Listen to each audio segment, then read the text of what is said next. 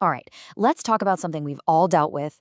You know that one library, that one API, that one part of a code base that's just a complete nightmare to work with? Well, today we're going to build a clean, simple front door for all that mess.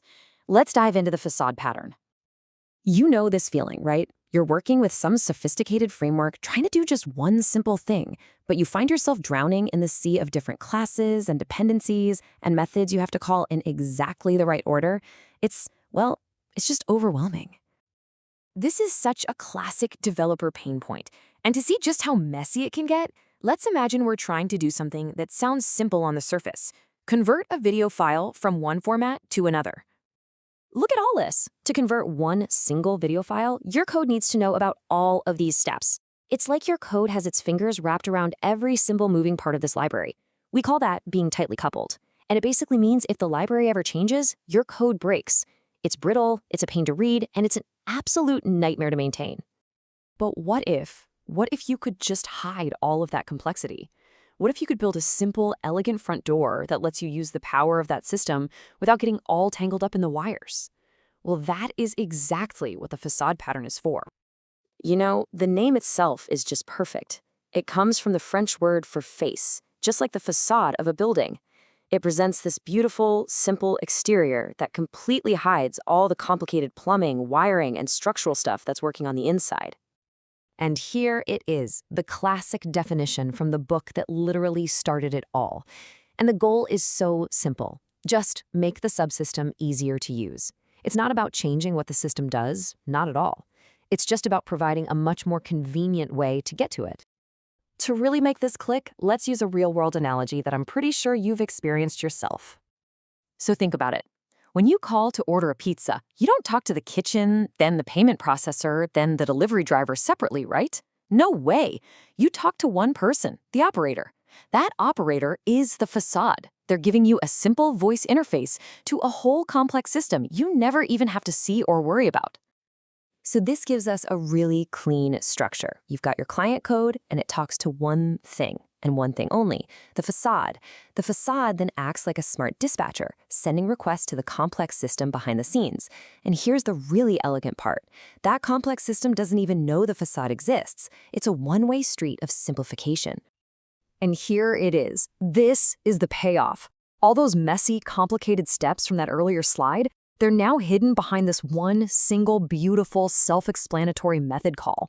Your client code is now clean, it's readable, and it's completely decoupled from the complexity of that video library.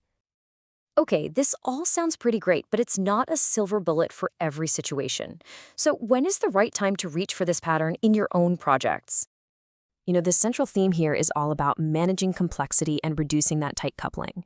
If you're working with a system that's just hard to use, or maybe you want to protect your code from future changes in some third-party library, a facade can be an incredibly effective tool. It acts like a protective buffer zone.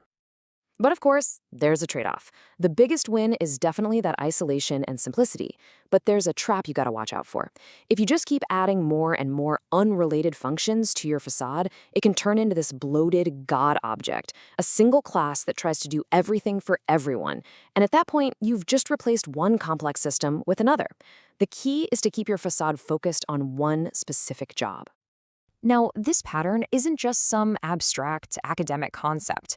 In fact, it's so useful, I can almost guarantee that you have used a facade probably without even realizing it. These examples really show how fundamental this idea is. For years, jQuery was the classic facade for the web. I mean, it took dozens of messy, inconsistent lines of raw JavaScript just to handle things like AJAX requests, and simplified it down to a single, clean .ajax call. That is a perfect facade, hiding enormous amounts of browser complexity behind a beautiful, easy-to-use API. Okay, to really sharpen our understanding, let's compare facade to a similar pattern, the adapter. People confuse these two all the time, but their intent is totally different. A facade wants to make a complex system simpler. An adapter wants to make an incompatible system compatible. Think of it this way. A facade is like a simple universal remote for a complex home theater system. An adapter is like a power plug converter you use when you travel. One simplifies, the other converts. And this right here is probably the most important takeaway. A good facade doesn't remove the power of the underlying system. It doesn't lock you out.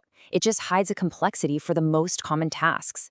A power user can always bypass the facade if they need to and access the subsystem directly for that fine-grained control. It's a convenient shortcut, not a jail. And that's the facade pattern. It's such a powerful tool for creating loosely coupled code and just making complex systems a joy to work with. So as we wrap up, take a second and think about your own code. Where's the messiest, most tangled interaction you have? That might just be the perfect place to build a clean, simple facade. Thanks for tuning in.